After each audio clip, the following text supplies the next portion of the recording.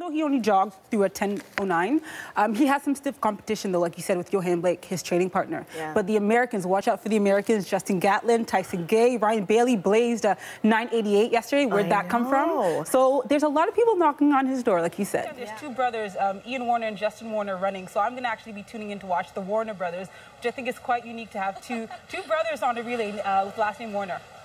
Okay, you saw it. What did you think?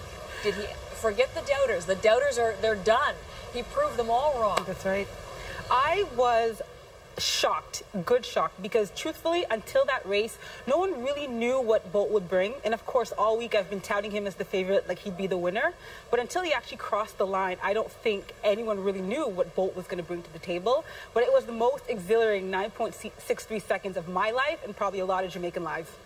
Johan Blake is probably the first one that could undo Bolt.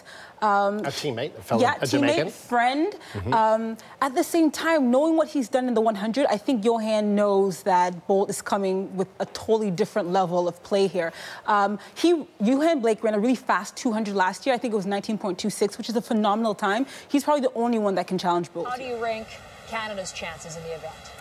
They're going to have to be flawless. And while the other teams have great foot speed, Jamaica can make a few errors, and they still have the speed to make up for it. We have to be nearly flawless.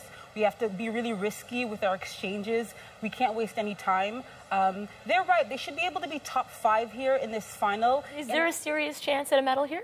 You know what? The hurdles never has favorites, okay? Like I've been saying all week, there are 10 hurdles, 10 bombs. Anything can happen. There's no such thing as favorites. So anyone who is in that final has earned that right and can make it. They're going to have to run out of their skin. One of the country's best track and field athletes, he hit the first hurdle in his race. How hard is it to come back from something like that? Oh, don't I know it. It's tough. It's really, really tough. And it looked like he hurt his Achilles in that race.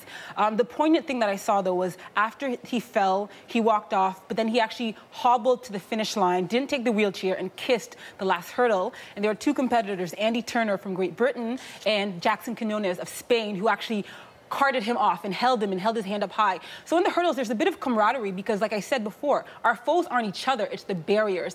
And I think the fact that the two of them were there waiting for him at the Olympics, their Olympic Games, says a lot about who we are as competitors.